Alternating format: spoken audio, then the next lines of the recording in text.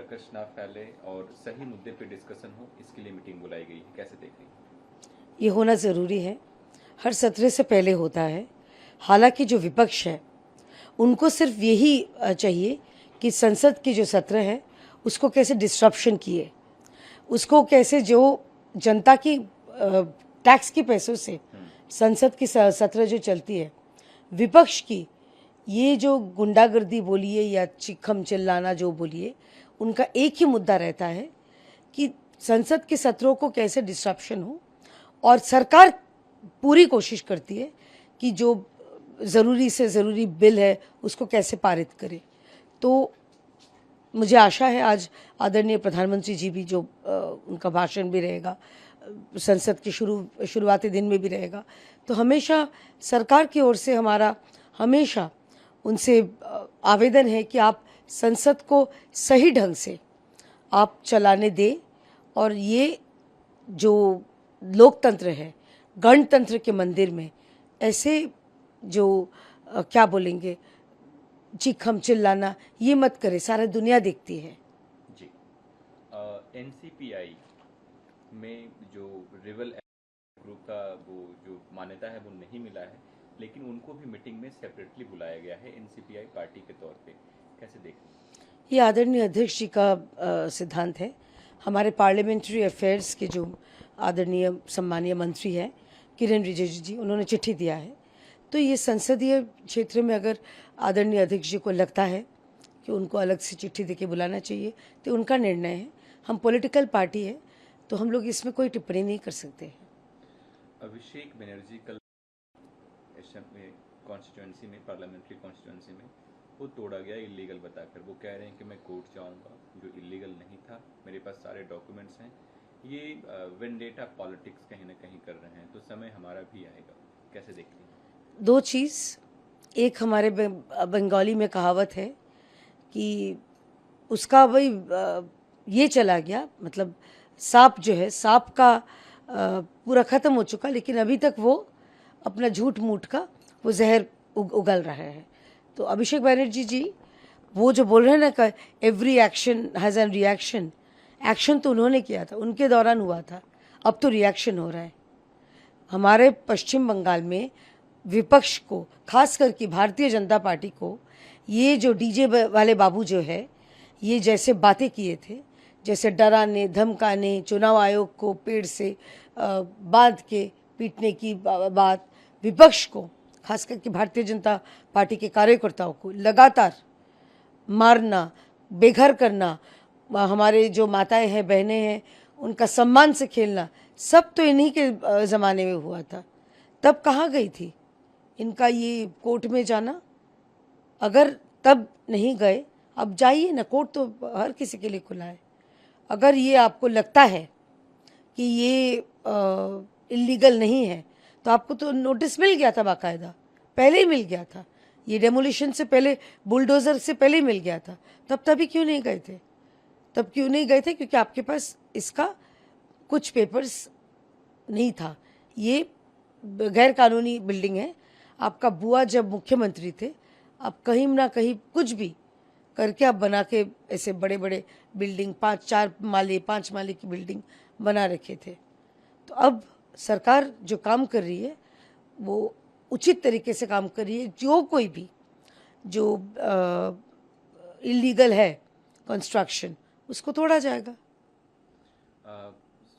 MLA हो, चुनाव जो हार चुके हैं वो भी सब ममता बनर्जी को छोड़कर गए, और ब्लेम जो है वो अभिषेक बनर्जी के ऊपर आया कि वो पार्टी में डेमोक्रेसी नहीं है, आप फैसला नहीं ले सकते, आप कुछ बोल नहीं सकते। कल अभिषेक बनर्जी ने कहा है कि अगर आप लोगों को दिक्कत है मेरे से तो मैं 1 घंटे में रिजाइन देने को तैयार हूँ, आप लोग आएँ, मैं रिजाइन दे दूंगा, लेकिन आप लोग नहीं आएंगे, आप लोग कॉम्प्रोमाइज्ड हैं, आप लोगों ने जब हमारी सरकार थी तो गलत किया, और अभी ईडी सीबीआई के डर से आप लोग ममता बनर्जी के साथ धोखा कर रहे हैं, धोखा किया है आप लोगों ने। देखिए, अभिषेक बनर्जी जो है वो भी बौखला गए हैं।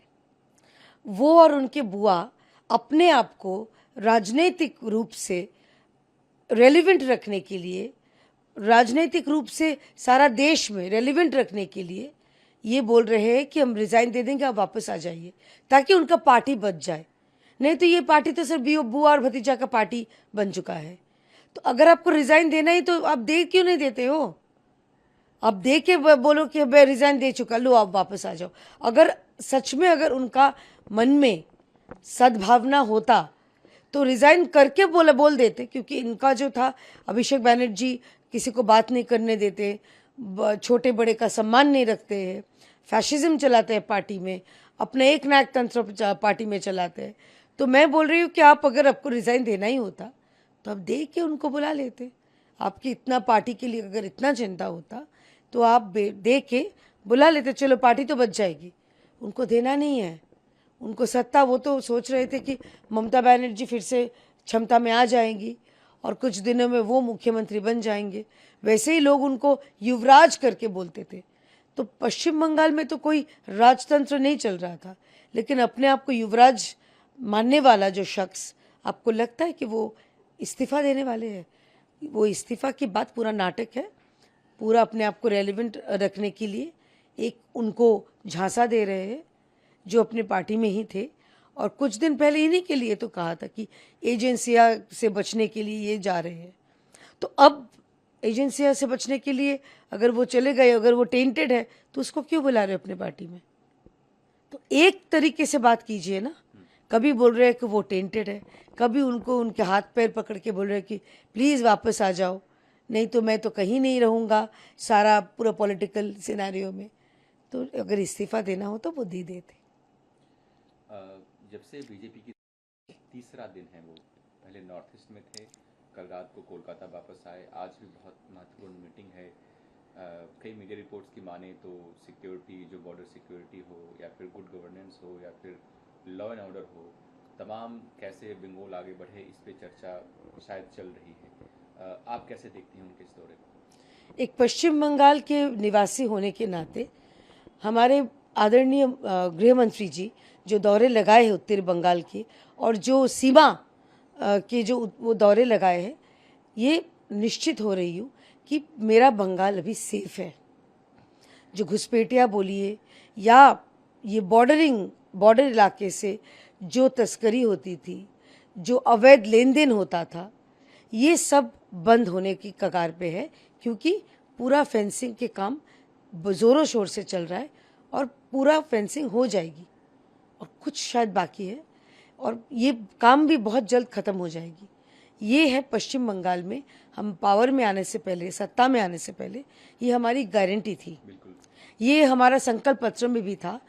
और आदरणीय गृह मंत्री जी ने जब चुनाव के दौरान जब आए थे, बहुत बार कहे थे कि भारतीय जनता पार्टी को आप लेके आइए और हम जो सीमा है, सीमा की सुरक्षा पूरा कर देंगे। तो वैसे ही हो रहा है।